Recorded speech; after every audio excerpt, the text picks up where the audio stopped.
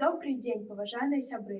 Мяне завуць Кашталёва Елізавета, вучаніца 8 класа Барздоўскай сярэдняй школы, экскурсавод школьнага музею гісторыі роднай вёскі. Прывітанне вам ад барздоўцаў, ладных дзевак і слаўных хлопцаў. Па-сяброўскі мы вас вітаем, у госці ўсіх шчыра запрашаем. Пра сябе мы яшчэ распавядаем, дзе жывём, чаго добрага маем, бавім вольныя чым гадзіны, амаль пачнем мы самую даўніны.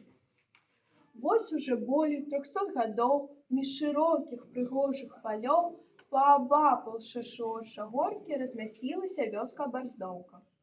Працякала тут рэчка руплівая, прыгажуня крапівінка мілая, а вакол веляканы лясы гаманілі ва ўсе галасы. Вечарамі пры свеце лучыны, вырабляючы цуда тканіны, дзелкі песні бацькоў спявалі, мову матчыну не забывалі. Тут жылі працавітыя людзі, кожны з нас пра іх помніць будзе, і ў музеі пра іх гаворку нашы вучні вядуць нетаропка. Шмат гадоў з той пары прылецела, наша рэчка зусім абмялела, а пра продкаў ужо памяць глыбей, з кожным днём яна ўсё даражэй. А музей наш вельмі багаты, мае больш за 500 экспанатаў, ад цякеры каменнага веку да сучасных прылад чалавека. У куту старажытны абраз, ён даўно ўжо з'явіўся ў нас, на гарышчы у хаце старой выпадкова быў знойдзены зімой. Гісторыя роднай вёскі змяшчае прылады сядзібы барздоўскага края. Ступа, маслабойка, дзяжа, лапата. Без іх не ўяўлялася кожная хата. Вось тут ручнікі і абрусы, вынікі працы сям'і беларусаў. Каб такую красу атрымаць, трэба было шмат працаваць. Жылі продкі зусім не ў раскошы. Каб набыць хоць нейкія грошы, на кірмашы яны гандлявалі. Там свае вырабы і прадавалі. У 1929 годзе на агульным сялянскім сходзе у калгас усе дружна ўступілі, вялікі крок наперад зрабілі. Стала вёска квітнець, ажываць, стала разам лягчэй працаваць. Ды і падкасіла людзей навіна. Чорнаю хмарай навісла вайна. Ураз апусцелі вясковыя хаты. Усе мужыкі падаліся ў салдаты. Не вярнуліся з тых баёў больш за сотні бацькоў і сыноў. Дзеці салдат прынялі эстафету. Вялі барацьбу на каўказскіх палетках. У бітвах за хлеб не шукалі спакою. Лепшы з іх стаў нават героем.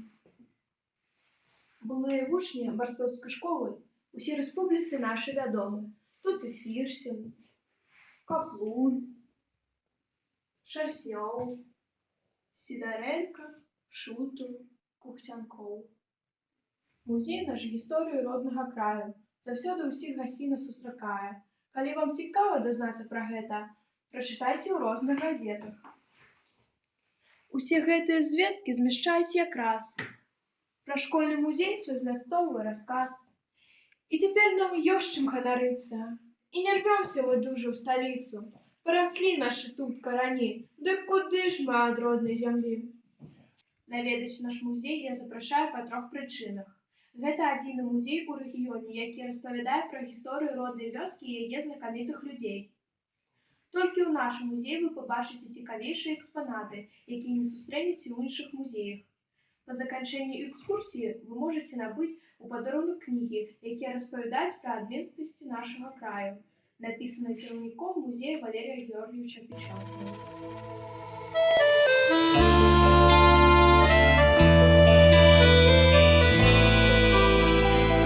У кожнага агеньчык ёсць у сэрцы, і праз цемру і туманы скрозь, што асвятляе шлях.